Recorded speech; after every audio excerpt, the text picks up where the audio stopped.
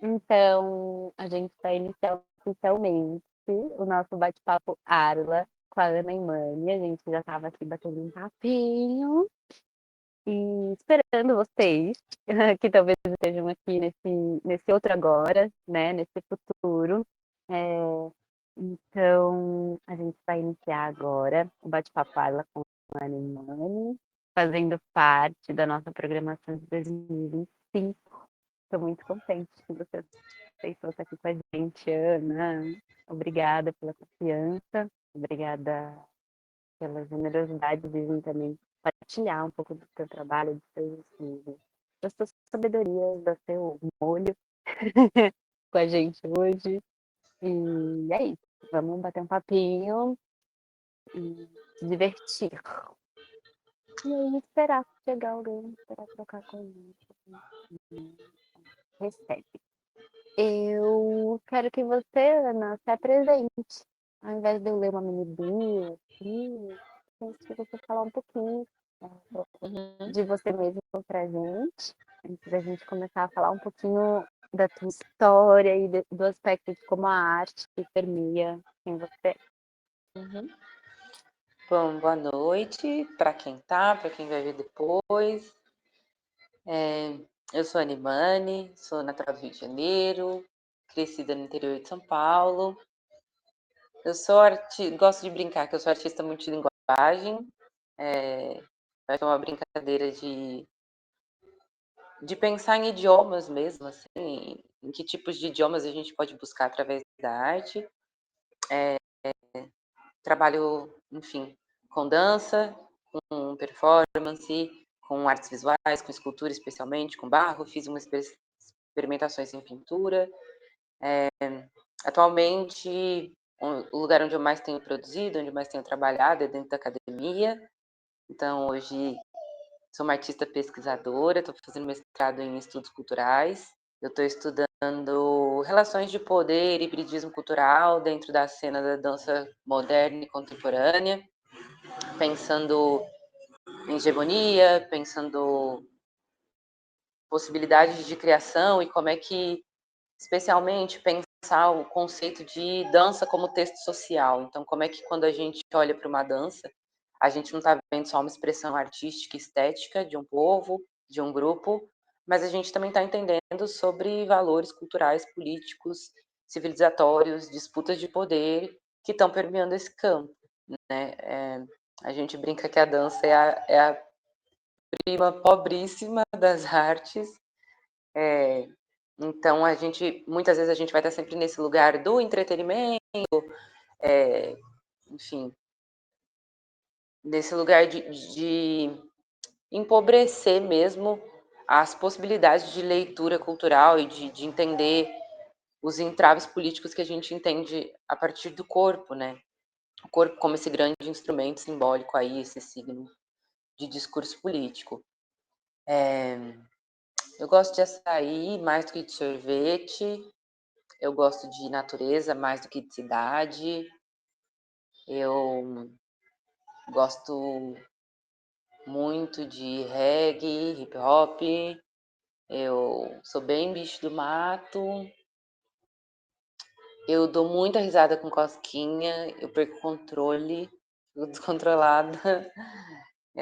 Eu adoro dar risada, adoro comer, adoro conversar, adoro ficar com gente, mas também adoro, enfim, me enfiar na minha bolha, às vezes, ir para o meio do mato e conversar só comigo e com as entidades e com o que tiver em volta. E acho que mais sobre a gente vai descobrindo, que foi interessante de compartilhar durante essa conversa. Filha da dona Márcia e do seu Venilson, do casal interracial, que produziu muito da minha subjetividade, uma família que sempre me incentivou, que sempre me acolheu dentro dos meus desejos, dos meus anseios artísticos, sejam eles quais forem. E, enfim, acho que eu venho da periferia do Rio de Janeiro, depois eu vou para a periferia do interior de São Paulo. Hoje eu sou da leste de São Paulo, capital. E estamos aí, vamos bater esse papinho. Ai, que delícia. Muito bom ter você aqui. Eu fico especialmente feliz também porque dentro do coletivo, né, o coletivo Arla artistas latino-americanos, né, a gente fala muito sobre esses recortes e como essas coisas, né, esses campos sociais, dialéticos, bióticos, tararã, elas estão, né, entremeadas na sociedade, na arte, nos nossos chips, né, nas nossas psiques. Então, ter você aqui como alguém que também estuda isso profundamente, para mim é de uma riqueza enorme. Então, enfim, mais uma vez, obrigada. Eu vou agradecer várias vezes, tá? Eu que Eu agradeço. queria começar falando um pouco, então, dessa sua trajetória, né? Com a dança que você trouxe, né? Que é a prima pobríssima da arte, e foi meio que por ela, né? Que você adentrou esse campo maior e que vem se expandindo ao longo desses anos, né? Então, Uhum, se você quiser falar um pouquinho, você tem um material, você pode também finalizar se você quer trazer esse uhum, material agora, se você quer falar mais. tá bom. Conte Bom, pra mim. eu começo a dançar praticamente igual boa parte das crianças começam, né? Na igreja, na escola. E eu não lembro se teve, não consigo me recordar se houve um momento onde eu decidi ser artista, sabe? Assim, de querer conscientemente, né? Tem muita gente que tem essa escolha de entender, eu quero trabalhar com arte, eu quero ser artista. Eu não tive isso, não. Eu, desde muito nova, e eu gostava muito de corpo, então eu gostava muito de fazer teatro, eu fazia circo, eu fazia dança, ainda que dança sempre era a linguagem que eu mais me identificava. Mas eu não fui boa, boa parte do tempo, né? Porque às vezes a gente vê crianças que começam a dançar muito novas e, sei lá, com 10, 11, 12 anos, elas já são muito boas, tecnicamente falando. Tecnicamente falando, eu nunca fui muito boa, mas eu sempre gostei muito de dançar. Então, e é isso, né? Eu cresci em cidade do interior, então não tinha aulas de dança, não tinha professor. Então era uma coisa que eu ia mesmo fazendo no meu flow, que eu gostava de fazer, via televisão e tentar para replicar em casa. A minha vozinha, que já se encantou e já passou desse plano, ela é um dos grandes pilares aí da dança na minha infância e adolescência. Ela comprou uma câmera de vídeo, aquelas gigantonas, assim, né? Tipo, anos 90, para me filmar, porque eu gostava muito de dançar. E ela falava, eu preciso te filmar.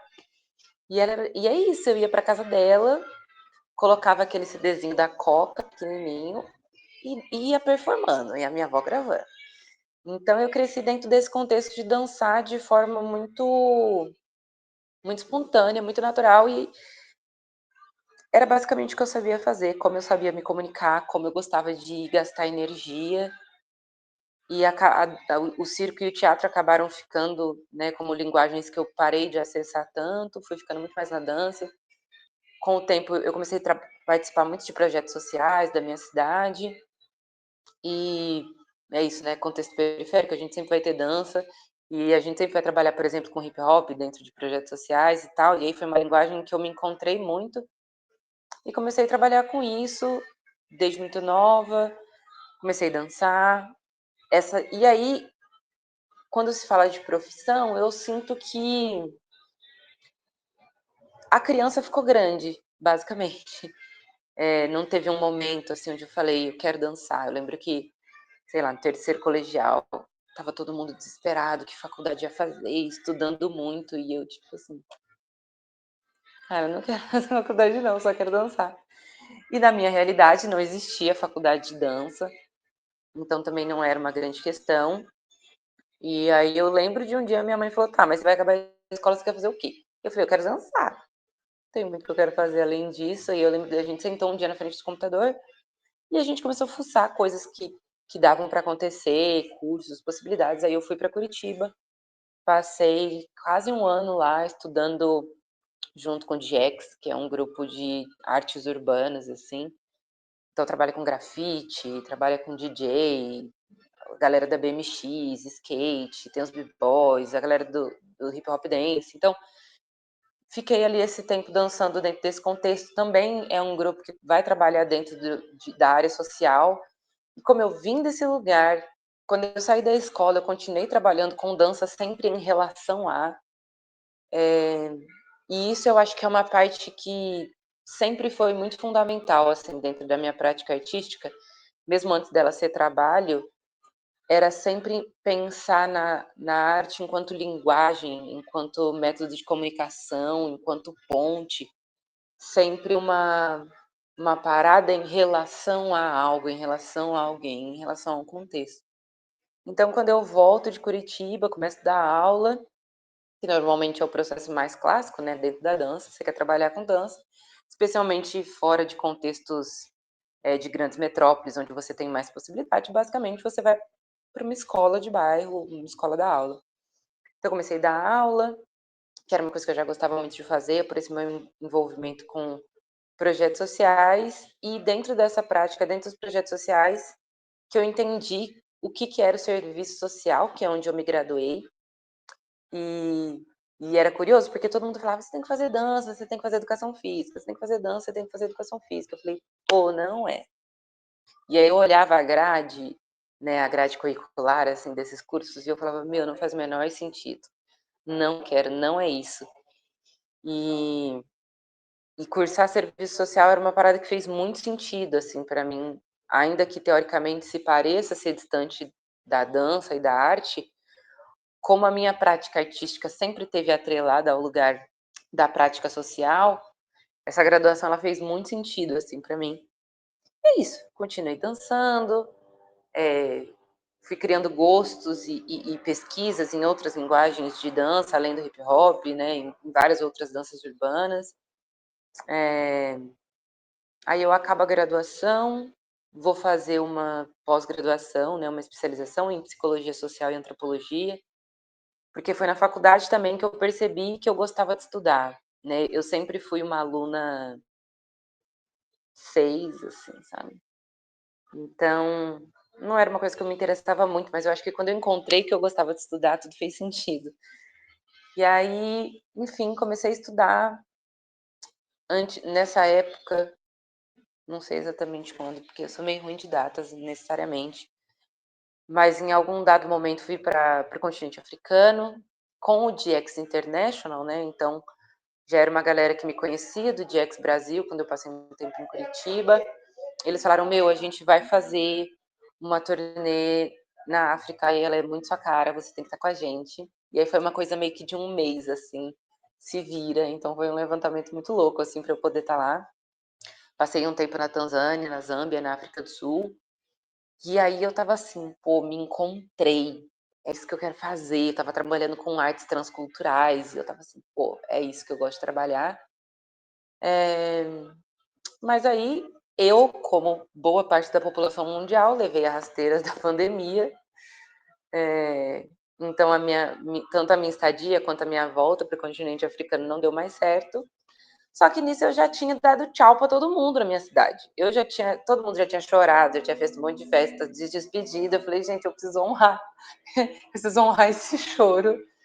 E e aí me deu uns 5 minutos, assim, falei: "Vou para São Paulo", né. Vim para São Paulo sem conhecer ninguém, assim, no final de 2020, no olho da pandemia. Então foi um processo bem complexo, mas eu vim nessa ideia, né, o artista do interior que quer ir para a capital, desbravar as linguagens artísticas e fazer muito sucesso, e enfim, e conhecer um monte de parada, o que de certa forma aconteceu.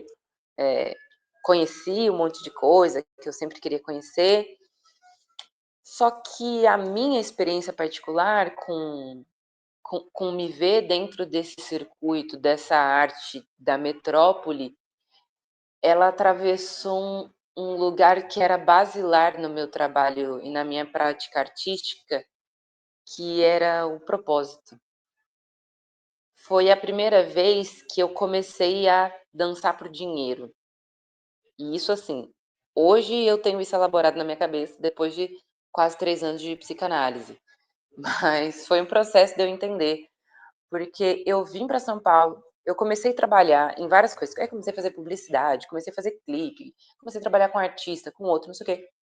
comecei a dar aula em grandes escolas, comecei a ganhar mais do que eu ganhava na minha cidade, só que eu percebi que cada vez mais eu queria menos dançar. Então isso foi dando um nó na minha cabeça, assim, porque eu falei: "Meu, eu queria conhecer essas coisas, eu queria esses trabalhos, eu queria entender isso aqui".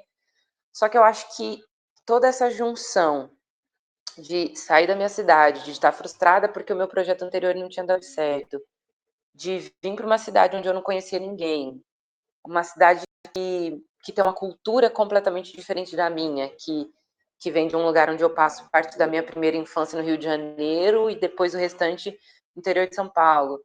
Então, eu tive um choque cultural muito forte, assim, foi para mim perceber enfim, essa distância, assim, né, entre as coisas que eu sonhava, entre as coisas que eu queria descobrir, e entre a realidade que eu estava vivendo. E eu abro um parêntese aqui, para não desencorajar ninguém a vir para São Paulo, não desencorajar ninguém a correr atrás dos seus sonhos, mas a forma como eu vivenciei, é isso? Acho que é. A cidade, as experiências artísticas, isso me atravessou num lugar muito doloroso. E eu acho que esse fato de o que mais me ligava com a minha prática artística, de ser o propósito, a linguagem, o coletivo, a construção social, no momento em que eu abro mão, mesmo que não conscientemente, mas que de alguma forma eu abro mão disso para trabalhar por dinheiro, para trabalhar pelo glamour, para trabalhar pela visibilidade, essa lin essas linguagens elas acabaram perdendo sentido para mim. E aí eu cheguei no momento onde eu falei: "Meu, eu não quero mais dançar. Não quero mais dançar, não gosto de dançar", porque era isso, eu não gostava mesmo, assim. Eu tinha eu tive episódios, assim, de não conseguir sair de casa, de crise de choro para trabalhar, de ter crise do pânico, de começar a desenvolver ansiedade, de começar a chorar 5 minutos antes de dar aula. Então, é isso, meu corpo ele foi completamente atravessado pelo por essa dinâmica mercadológica, pela dinâmica da cidade, pela cultura da cidade, pela falta de me sentir segura, né. A minha infância e adolescência foi um lugar de muito acolhimento, né. Passei muito tempo na mesma cidade, na mesma igreja, nos mesmos lugares, então a minha prática artística, ela sempre foi muito validada, porque é isso, né, eu acho que a diferença, às vezes, de você estar no interior, pelo menos a minha, é que eu tinha muito menos possibilidades de trabalho, talvez, no sentido de pluralidade do que eu podia fazer, mas eu tinha muito mais validação, porque eu tinha muito menos concorrência. E eu era tipo a Bia, né, cidade pequena, então todo mundo me conhecia. Quando você chega em São Paulo, um abraço pra você, ainda mais quando eu cheguei sem contato nenhum, sem conhecer ninguém, é tipo: "Mona, faz seu corre". Então, o meu corpo adoeceu, minha mente adoeceu, minha prática artística adoeceu, eu não gostava mais de dançar, eu não gostava mais, enfim. E aí meu companheiro falou assim pra mim, na época, né, quando eu falei: "Não quero mais dançar", estava toda cheia de crise. Ele falou: "Primeiro, se você quiser parar de dançar, tudo bem". E eu acho que essa foi a primeira fase de acolhimento que fez sentido pra mim, porque eu também estava sofrendo um processo muito violento de sentir que eu não podia parar de dançar. Acho que às vezes a gente artista tem essa coisa, né, "Ai, não pode desistir, não sei o quê", mas às vezes aquela parada não faz mais sentido pra gente, né, não faz mais sentido no momento, no pra esse novo corpo, pra essa nova mente, pra esse novo espírito, enfim. E eu acho que começar a refletir que se eu quisesse parar de dançar, tudo bem, foi um momento onde eu falei: "Tá, então tudo bem". Se eu entender porque eu estava brigando muito com isso de: "Meu, não posso parar, eu preciso dar um jeito de continuar, eu preciso dar um jeito de voltar a gostar", me forçar nesse lugar, eu acho que estava sendo um processo muito violento pra mim. Então, primeiramente, pensar que eu podia parar, se aquilo não fizesse mais sentido, estava tudo bem. Eu acho que foi a primeira grande virada de chave, assim, que eu tive. E a próxima foi a segunda frase dele, que foi: "Mas você quer parar de dançar ou você quer parar de dançar como você tem dançado?". Que aí que também foi um outro lugar que eu falei: "Meu, acho que tem alguma coisa mais a ver com isso", sabe. Eu acho que esse corpo ainda quer dançar, ele ainda quer mover, ele ainda quer criar, mas eu não tô no lugar certo. Não é aqui. E é uma coisa de terreno mesmo, assim, o terreno onde eu estava plantada não era adaptado, assim, igual quando a gente vai plantar uma planta, que existem plantas que vão precisar de um terreno mais arenoso, tem planta que vai precisar de um terreno mais úmido. Então eu acho que eu cheguei e por essa ânsia de, tipo, quero fazer o que o mainstream, o que a tela, o que a visibilidade traz, eu não analisei muito bem o solo que eu estava me plantando e eu acabei me plantando num solo que era incompatível com as minhas necessidades enquanto pessoa planta, assim, né. Eu acho que eu não estava encontrando os nutrientes, assim, necessários para isso, né.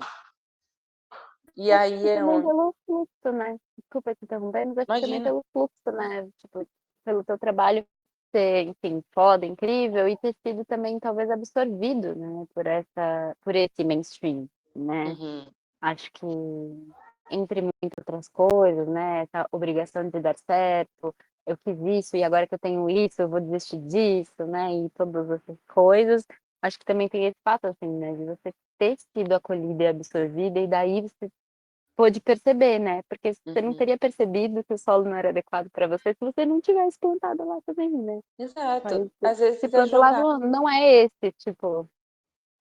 Uhum. E é isso, às vezes é tentar mesmo,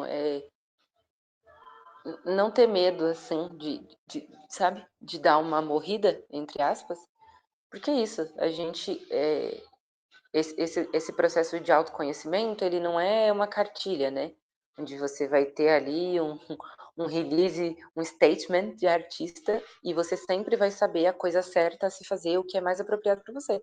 Você vai tentar e tem coisa que vai funcionar por um tempo e depois não vai funcionar e tá tudo bem também. Tem coisa que não vai funcionar nada, tem coisa que vai funcionar muito. Então eu acho que poder testar também, poder viver no corpo, poder entender como que é um dia de set, né, como é que é 12 horas de gravação, como é que é participar de uma seleção, como é que é estar num casting, como é que é trabalhar com tal tipo de coisa, como é que é fazer tal tipo de trabalho, tal tipo de linguagem, eu entendi, pô, não é esse caminho. E aí comecei a estudar, comecei a ler, comecei, enfim, pesquisar para tentar encontrar, ok, então que terreno que é esse, né? Para onde é que eu posso ir? Eu nessa época eu me aproximei muito da experimentação, né? Então se você conseguir compartilhar o PDF, que eu acho que tem umas fotos para a gente entender o que acontece nesse meu primeiro momento, assim. É, aí, isso aí foi em 2022, 2021, 2022, por aí, que eu entro na residência, vai passar, né, proponente da Malca Bor, e aí era um monte de artista visual foda na residência, e eu do corpo. Falei, meu Deus, eu não sei o que fazer aqui. Eu vi as meninas produzindo coisas incríveis e quadros, não sei o que. Eu falava, gente, eu não sei fazer nada disso. Não sei, não sei, não sei, não sei. Eu não fazia a mínima ideia do que fazer. E aí eu falei, tá, mas eu sei dançar. Eu sei me mover, é onde eu consigo entender. E, e aí essas foram as minhas primeiras experimentações, né, tipo, para brincar um pouco com arte visual. Então, esses primeiros trabalhos eu chamo de autogravura, porque eu falei, meu, o que eu tenho de matriz é meu corpo, sabe? É o que eu tenho para produzir. E aí eles geraram, né, alguns desses trabalhos aí que estão no próximo slide, que é isso. E é isso, foi um outro lugar de acolhimento também, né? Todas as meninas que estavam ali estavam tipo assim, meu, você quer rolar na tela? Vamos lá, estamos aqui com você, sabe? Você quer tentar tal coisa? Vamos lá, a gente está aqui com você. Então, um olhar muito sensível, tanto da Malca quanto das outras colegas que estavam na residência, de acolhimento para o meu processo mesmo, de chegar e falar, gente, eu não faço a menor ideia do que eu quero fazer. E eu lembro que tinha, tipo, tinha Carol Itzá, com, sei lá, 20 anos de trabalho nas artes visuais, consagradíssima, e eu tipo, e você, super criativa, e a Ana, brabíssima, do registro, tanto que esses registros são dela, que é isso, né, que a gente estava falando, de conseguir ver uma potencialidade numa parada que para mim eu estava assim, gente, eu não sei o que fazer, que não seja rolar nessa tela, esfregar tinta em mim, enrolar aqui e descobrir o que isso vai sair. E foi esse acolhimento de me ajudarem, tipo, olha, é assim que se estica uma tela, olha, esse tipo de ângulo pode ficar interessante, né? E de ver, por exemplo, 3, 4, 5 pessoas pararem para me ver experimentar, sabe? Então, é muito curioso pensar nesse meu processo de conflito, porque ele é conflito, igual você falou, né? A gente falou aquele dia sobre crise, ele é muito nesse lugar, porque ao mesmo tempo que tinha uma linha que estava violentando diretamente meu corpo, minha subjetividade, é, meu processo criativo, tinha uma outra linha de pessoas acolhendo esse momento de que é isso, né? Quando você não tem mais nada para produzir, vai sair alguma coisa nova disso aí. Então, que é onde essas novas coisas começaram a surgir e essas pessoas aparecendo para acolher esse processo, né? E para entender o que podia sair disso. E aí, desse processo de autogravura e dessa experimentação de corpo na tela, também surge a performance do corpo barro, que eu performei, acho que umas 3 ou 4 vezes. Nesse slide, a gente tem esses 2 primeiros registros, que são da Flávia, que foi a primeira vez que eu fiz essa performance, que ela foi uma experimentação também de eu lidar com essa tela, de eu construir essa tela ao vivo, né? Então, a tela que está ao fundo, eu trabalhei com tinta acrílica, e aí depois fiquei pensando assim, que é isso, né? Conhecimento zero sobre materiais. Eu fiquei, será que ficar rolando assim, ficar esfregando tinta acrílica no meu corpo, será que isso vai ser muito saudável para mim? Aí me aproximei do barro para pensar na outra materialidade. Que aí foi um lugar que fez muito sentido para mim, que também foi uma grande paixão, um grande encontro, um namoro, que virou entre eu e barro, de experimentar esse corpo no barro e quais eram os possíveis diálogos desse corpo. A gente tem outras fotos da Juliana, que eu fiz na Vai Passar. A gente tem fotos da Elétrica também, quando eu performei na oficina Oswald de Andrade. Então, esse foi um momento onde eu comecei a entender uma outra possibilidade de produção artística no corpo. Como é que era possível, o que mais que era possível para eu fazer. Então, por isso que essa violência, esse conflito, essa crise, ao mesmo tempo ela trouxe para mim uma provocação de outros tipos de possibilidade de criação. Então, tipo, não quero mais dançar dessa forma. Então, vou testar outras, vou experimentar outras formas de fazer. Ainda muito em conflito, né? Porque eu me sentia meio assim um casamento muito monogâmico com a dança. Então eu sentia que eu não podia fazer outra coisa, usar outra linguagem, atravessar com alguma outra coisa. Aí quando eu abri um pouco essa relação, eu acho que outras possibilidades elas foram sendo criadas, né? Então comecei a trabalhar muito com barro. O que tem no próximo slide? Acho que já é meu trabalho. Aí, esse também foi um momento bem importante, que foi quando eu comecei a ousar e brincar com as minhas primeiras esculturas. Foi na residência que eu fiz em Cumuruxatiba, na Bahia, com a proponência da Lab Tomar Corpo. E é isso, eu basicamente catei terra, assim, arenito das falésias, e eu comecei a modelar, e eu comecei a modelar corpo, né? Pensando que eu estava muito nessa relação de conflito com o meu corpo, o que esse corpo produz e tal. Comecei a modelar corpo e, de novo, eu estava acompanhada de artistas e de pessoas muito gentis, muito generosas, que viram nesse processo que, para mim, eu só estava testando, tentando descobrir o que se pode fazer, o que eu podia criar, pessoas que puderam me ajudar a falar: você já está criando, você já está fazendo, você está produzindo. E como eu ainda estava muito, assim, né, nesse conflito de: "Ah, mas não é dança. Ah, mas eu sou do corpo. Ah, mas eu sou dançarina. Ah, mas eu tenho que dançar". A gentileza de artistas porque eu sentia que eu ia estar desrespeitando os 2 campos. Eu sentia que eu ia estar desrespeitando as minhas origens e a minha tradição da dança, e eu sentia que eu ia estar desrespeitando de alguma forma artistas visuais, porque tipo assim, quem é você, sabe, na fila do pão? E foi o contrário, diversos artistas visuais estavam lá, tipo assim: "Pô, você está produzindo arte, isso é trabalho". Então esse também foi um momento muito importante, assim, aí a gente tem registro do Davi, artisticamente se coloca como um corpo só, tem tem registros do Davi, tem registros da Raquel, que foram pessoas que também acolheram muito esse processo, onde eu estava testando, sem conseguir entender que o que eu já estava testando já era arte, já era trabalho, já era produção artística, já era pesquisa, né. E essas pessoas me ajudaram a entender, assim, o que que eu estava fazendo, e ficar confortáveis com o caminho da experimentação, né. Eu acho que foi um tempo que eu fiquei um pouco assustada com experimentar, com fazer uma parada nova. Como eu já vinha da tradição de dança há muitos anos, era um lugar confortável para mim. Então, me permitir experimentar outras linguagens foi uma parada que me assustou, assim, de início.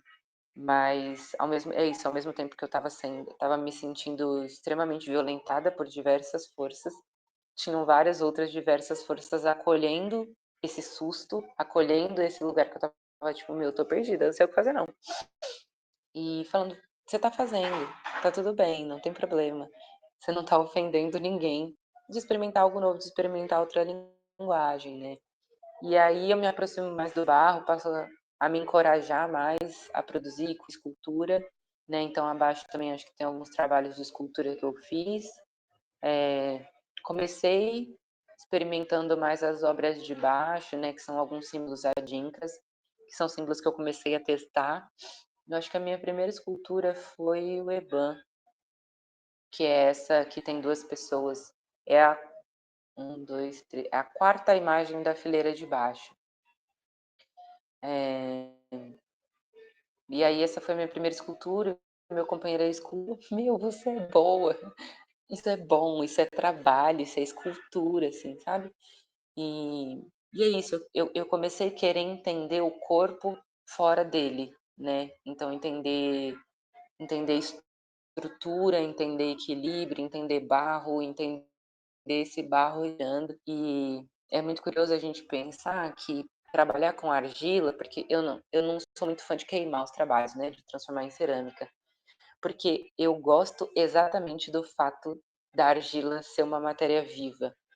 Então aprender com a argila, aprender a respeitar o tempo da argila, como ela vai secar, como ela vai trincar, onde ela vai quebrar, como ela pode ser restaurada, o como você não pode forçar, tipo, se ela está no tempo dela, de secagem, você não pode atravessar um processo, sabe, o que que demora mais, o que que é mais rápido, como essa terra se relaciona com o clima, como essa terra se relaciona com o ambiente, com a temperatura da sua mão.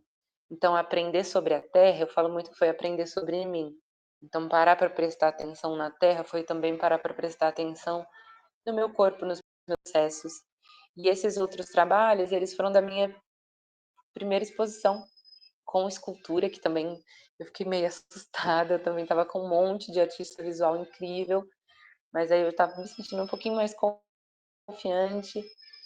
Eu fiz trabalhos né, eu chamei de contorções, que eles iam pensar exatamente esse lugar da torção, porque é isso, trabalhar com a terra era trabalhar comigo, né, trabalhar com o meu próprio corpo. Então estava tentando entender como é que essas dinâmicas de corpo funcionavam para além do meu corpo carne, mas como é que esse barro podia me ajudar a entender.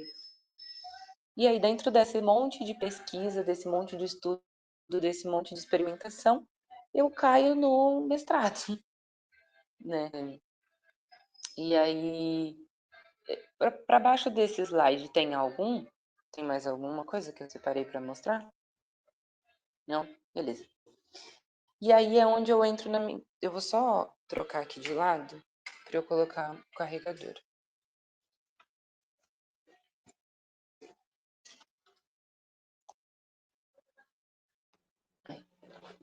Então, eu acho que esse monte de pesquisa, esse monte de experimentação, de teste, ele me lembrou que eu gostava muito de estudar, que eu gostava muito de pesquisar e como, enfim, eu queria entender o que eu estava fazendo, eu queria entender o que eu queria fazer, eu entendi que era o momento de eu estudar, né. Como essa a minha prática artística, ela sempre foi muito, intuitiva, e quando eu digo intuitiva, eu não estou falando no sentido de autodidata, porque eu não acredito tanto nisso, porque por mais que eu não tenha tido uma formação tradicional na dança, eu aprendi com a minha avó, eu aprendi com os clipes que eu via na MTV, eu aprendia com as meninas que eu via dançando na rua, eu aprendia com as danças que eu via na igreja.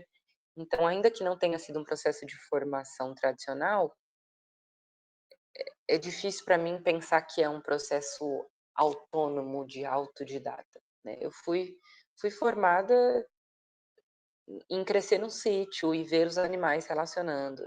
Eu fui formada em acompanhar o processo de plantio de verduras e legumes e descobrir como é que essa terra produzia. Todas essas coisas, elas fizeram parte da minha formação.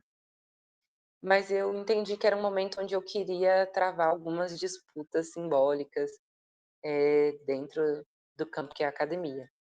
Então eu entrei para o mestrado em estudos culturais, na USP, e eu estou estudando atualmente dinâmicas de poder, violência e hibridismo cultural dentro, né, do recorte de dança moderna e dança contemporânea. Eu estou estudando 2 técnicas, negras de dança, que é a técnica silvestre, uma técnica elaborada no território baiano pela Rosângela Silvestre. Ela vai pensar nas simbologias dos orixás como uma base de sistematização para o corpo em movimento. E a segunda técnica é a técnica Coni, que é uma técnica senegalesa de Germânia Coni, que também vai fazer uma síntese ali das danças, especialmente da África Ocidental, também para pensar uma sistematização de formação do corpo. E eu escolho essas 2 técnicas porque elas são técnicas sistematizadas de dança, porque eu estou muito interessada em entender poder, em entender essas dinâmicas de poder, hibridismo cultural dentro da dança, porque normalmente as danças negras, elas vão estar sempre nesse lugar do étnico, exótico, tradicional, informal, popular. E aí eu quero entender como é que se dão essas disputas simbólicas de poder a partir do momento em que a tradição se torna uma base sistematizada de formação de movimento. Porque enquanto a gente tem o balé clássico, né, por exemplo, enquanto o grande formador universal do corpo na dança, né, a gente tem frases como: "O balé é a mãe de todas as danças". Aí eu fico assim: "Mas como é que o balé pode ser mãe de filhos, assim, que não nasceram dela, sabe, nasceram antes ou nasceram em outros lugares, nasceram de outras mães, como é que essa maternidade funciona?". Então eu estou muito a fim de questionar o como essa estrutura de corpo, não enquanto insuficiente, mas enquanto única, enquanto uma linguagem universal. Então, eu escolho essas 2 técnicas, porque elas são técnicas que vão pegar a tradição, que é um lugar muito comum da gente sempre colocar danças negras, danças de povos originários no geral, a gente sempre coloca no lugar do tradicional, do popular, do étnico, porque não é sistematizado, porque não tem um sistema formativo para o corpo. E aí eu seleciono essas 2 técnicas para estudar, e falo: "Tá, e agora? Como é que essas disputas de poder se dão agora? Então como é que eu penso outras epistemologias para formar o corpo em dança, né? Como é que é um corpo em dança formado para além dessa lógica eurocêntrica ou americocêntrica que a gente também, né, tem essa outra referência". Então, é isso, tenho me aventurado agora dentro da academia, é onde eu tenho trabalhado com as minhas produções artísticas, assim, ainda também entendendo, né, já que eu sempre fui um corpo em movimento, um corpo da prática. Então esse processo de agora teorizar essa prática, teorizar essa experiência, desenvolver um pensamento científico, né, em cima dessa prática, como que como que funciona, que babado que dá, assim, sabe, que molho que dá. Então é basicamente isso, assim. É, obviamente, né, acho que uma mesa de bar, às vezes, ela vai revelar várias outras coisas que eu não contei aqui, mas acho que é basicamente esse caminho que eu tenho andado e aqui onde eu cheguei e, enfim, só já sabe onde os próximos passos vão ser dados. Estou por aqui atualmente.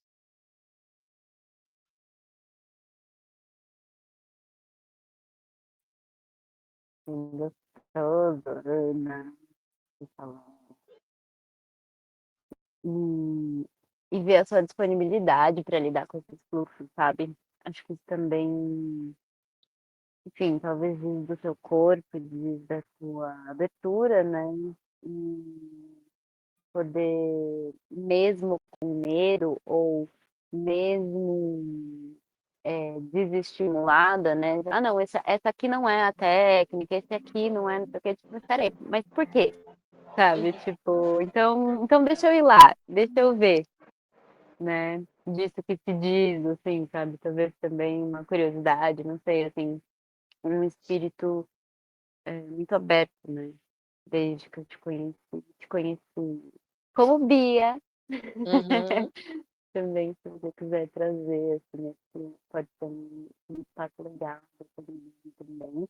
A gente está aham. aqui, né, a 10 minutos do final, supostamente, mas a gente pode, pode ir como a gente quiser.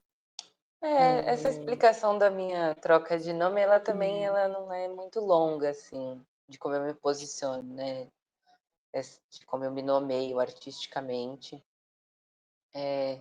Desde a residência do Vai Passar, eu senti isso que eu sempre fui Bia Rezende, né, artisticamente falando, assim, mas eu senti que Uhum. essa virada artística, ela ela precisava de uma virada em várias outras coisas, e sempre que eu pensava em Bia Rezende, eu pensava num trabalho que não era mais o que eu queria produzir, assim, mas ao mesmo tempo que eu queria honrar, né, porque foi esse caminho que me fez chegar aqui. Então enfim, Ana é meu primeiro nome, né, eu chamo Ana Beatriz, e eu já estava sentindo, meu, eu sou outra coisa agora, sabe, assim, eu desabrochei para um outro lugar e eu queria me identificar com uma outra coisa. E, enfim, fiquei pensando de 2022, assim, mais ou menos até 2024, com esse entusiasmo, né, por descobrir essa outra camada minha. E Imani significa fé em Swahili. Swahili é o idioma mais falado no continente africano. E mas Imani não é só fé, uma fé rasa, assim, né? Imani é no Kwanzaa, que é uma celebração afro-americana, Imani é o último princípio. E ela tem a ver com uma fé que ela está profundamente arraigada nos seus propósitos, nos seus valores, na sua comunidade e no seu coletivo e no que você acredita espiritualmente. Então, para mim, perceber essa trajetória e entender como a fé que eu tinha no propósito, naquele propósito da Bia que dançava com o CDzinho da Coca, com a avó filmando, a fé nesse propósito ia me fazer entender o sentido de novo, assim, sabe? Então adoto esse nome, passo a me colocar artisticamente enquanto Animani. Aqui em São Paulo, boa parte das pessoas, especialmente na faculdade, já estavam me chamando de Ana, e Ana é um nome que eu sempre gostei muito, mas na minha cidade, enfim, cresci lá, então sempre fui apresentada como Bia. Então consegui entender Animani, especialmente por Ana já ser um nome que é meu, e Mani é um signo simbólico que faz muito sentido para coisas que eu acredito, fez muito sentido, porque me faz sentir que eu estou intimamente ligado a uma parada que é minha, né? Que é uma herança dos meus pais, que é uma herança da minha família, que é meu, mas que também encontra uma outra camada de algo novo e que eu acho que, enfim, a ancestralidade ela faz isso com a gente, ao mesmo tempo que ela ela traz a tradição, ela te abre para construir outras coisas, pensando que nós seremos ancestrais de outras pessoas. Então, eu acho que Animani é um nome que me coloca no meio de uma encruzilhada que me faz olhar tanto para trás, tanto para dentro, quanto para frente e para fora, assim, sabe? E aí me colocar, assim, me entender com outro nome artístico e me apresentar de outra forma para o mundo, me ajudou a me enxergar de outra forma também, e aceitar que eu tinha descoberto uma outra camada minha, e que isso era bom, que eu podia acolher isso, assim, sabe? Com gentileza, assim.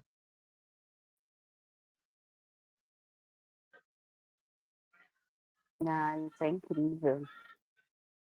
Quase, quase um desbloqueamento, né? Sei lá, um É, processo de atualização mesmo, né? Desses fluxos de si mesmo, enfim, de quem se é, de quem quer ser. Que bonito. Ai, obrigada. É muito gostoso estar aqui conversando com você, porque não só é uma artista que eu pude conhecer e que eu admiro, pelos processos, pela forma de ser, estar, se colocar, pelos trabalhos, obviamente, pelos trabalhos.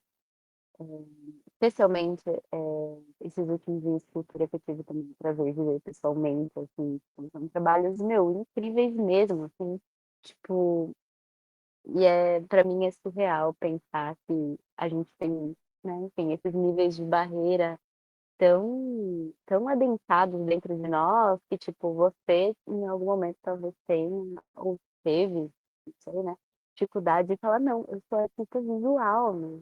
Eu produzo, eu produzo objetos, eu produzo pintura, né? Eu produzo foto, eu produzo presença, né, no corpo, eu produzo movimento. Então, enfim, os campos, esses lugares são muito doidos e movedíssimos, né? Todo um outro encontro só para falar disso, né? Mas eu fico feliz que você, né, girou esse, como eu sempre digo, né? Que você girou o leme do seu navio e trocou de direção. Incrível. E eu fico feliz que você virou, porque daí a minha rota pode colidir com a tua, sabe? Meu navio pode parear com o seu ali, a gente bota uma tabuinha de um para outro. Amiga, o que você tá fazendo? Tá por aqui. Tô indo ali, você. Ah, tô indo ali, não sei onde também. E fazer essas conexões, né? Porque e tá produzindo essa ciência também aqui, né? Porque quando você fala também da sua trajetória e de estar agora fazendo uma pesquisa acadêmica e produzindo conhecimento nesse lugar, né? Você já tá, né? Há tanto tempo né, dentro de um conhecimento incrível. E isso vai ser uma fonte de conhecimento para outras pessoas, né? Que já estão ou que vão vir né, esse vídeo, essa mídia, esse agora, que vai se estender. Então, eu também fico muito feliz e muito com um senso de realização, sabe?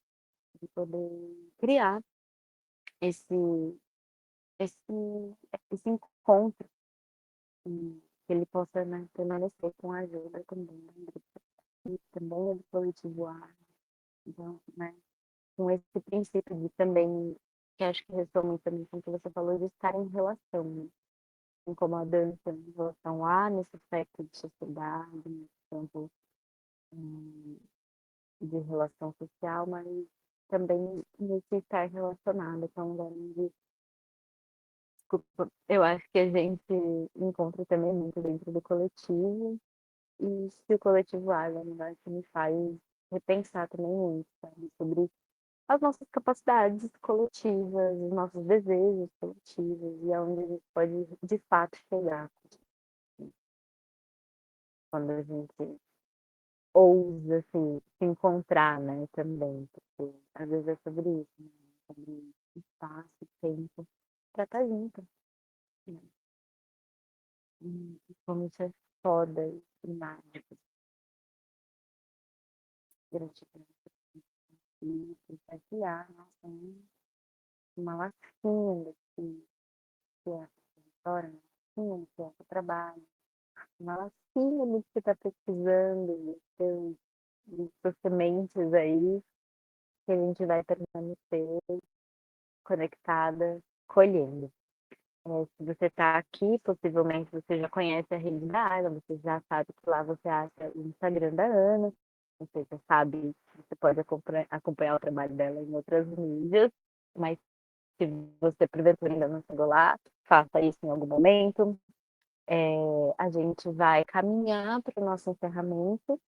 Eu queria ouvir, Ana, de você, a gente tem meio que esse procedimento de sempre perguntar, né, das referências das artistas que a gente traz aqui, enquanto mulheres latino-americanas. Então, se você tiver algo para partilhar, a gente está feliz de ouvir as referências e talvez os porquês, se você quiser trazer um pouco de quais mulheres latinas estão também movendo junto com você. Você já citou também a Silvestre, né?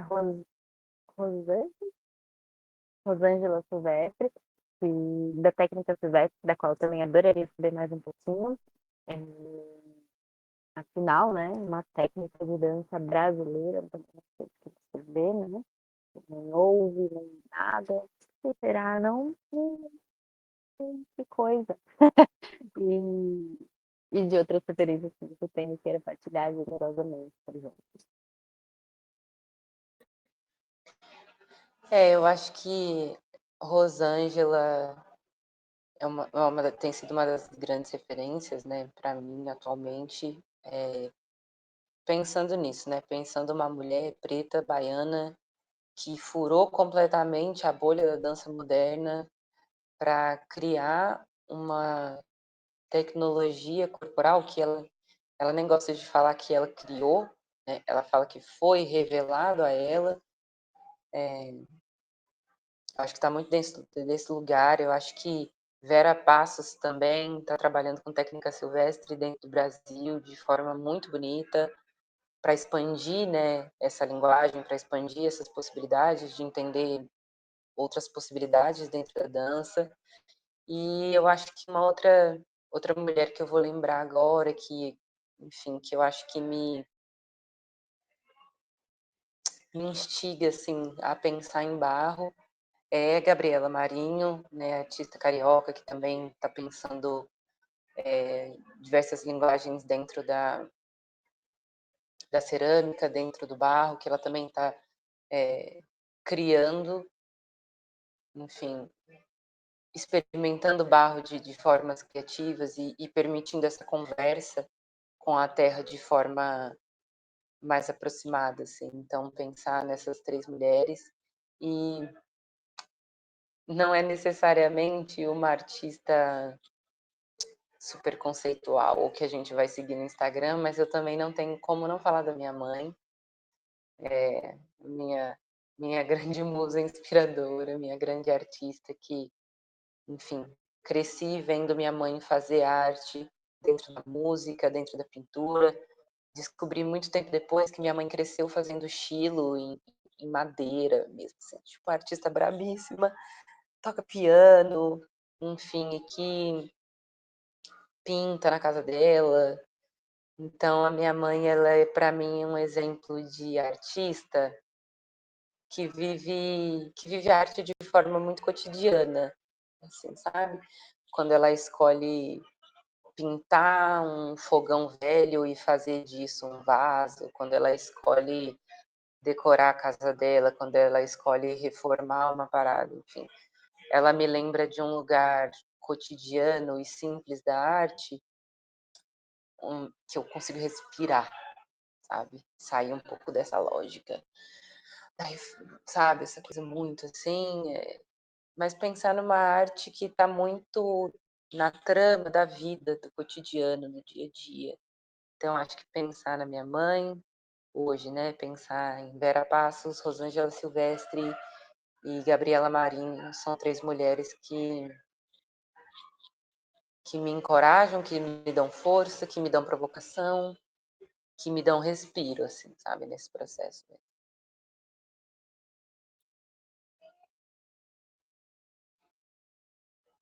Ai, que lindo. Como chama sua mãe? Márcia. Que eu tô anotando, tá?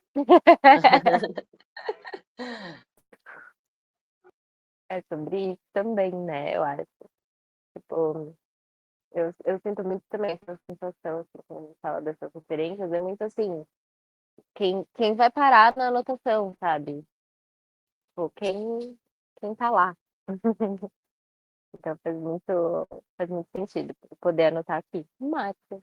Então é isso. Rap da Ana. E que lindo, né? Que gostoso poder escutar rap tão pertinho. Ana, a gente tá livre aqui para usar o espaço desses últimos minutos da nossa conexão. A gente usaria para perguntas, mas a gente não tem ninguém no online oficial com a gente. Então, porventura, se você tiver alguma coisa que queira trazer. Ah, Andressa quer falar, tá? Não, gente, eu só quero dizer que eu achei lindo, eu tô tão emocionada, assim. Eu tenho tido um contato com cerâmica. Hoje mesmo eu ganhei um colar todo de peças de cerâmica para usar, assim. Então, ver, né, todo o seu trabalho, entrar um pouquinho mais nessa questão do corpo, porque eu também comecei a fazer dança, assim, às sextas eu faço jazz, e foi um mix de emoções. Eu tô aqui administrando, câmerazinha fechada, mas eu tô muito encantada, Ana.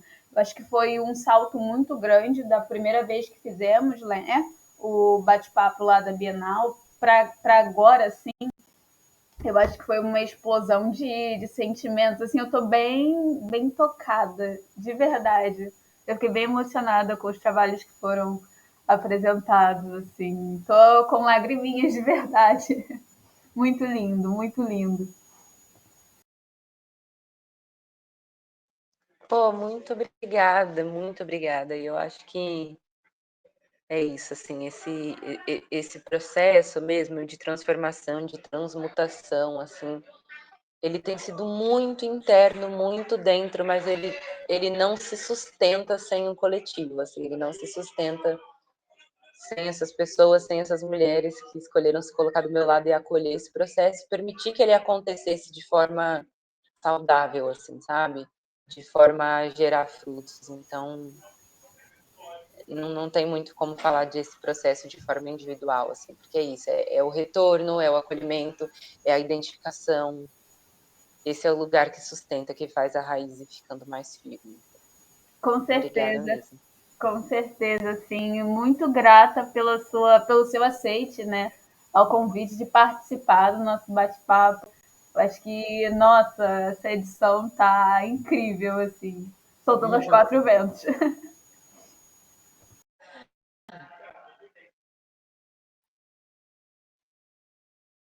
É verdade, tá mesmo. Não queria falar nada, não. Bagulho tá louco. É isso, gente. Então a gente finaliza oficialmente o bate-papo Arla com a Ana e Mani. Mas vocês sabem onde encontrar a gente, vocês sabem onde encontrar a Ana. Isso aqui é só uma iniciativa desse coletivo, né? Coletivo Arla, Artistas Latino-Americanos, que é um coletivo que visa trazer para cima mulheres que foram frequentemente soterradas pela história, seja isso na história do passado ao presente ou presentemente, né? Artistas independentes que estão encontrando caminhos, né? Para não serem soterradas nos campos hegemônicos da arte, que a gente sabe que abre certos caminhos e fecha certas portas, né? Então a gente busca fazer esse esforço conscientemente contra corrente, né? Então, obrigada pela sua presença, obrigada pela sua atenção até aqui.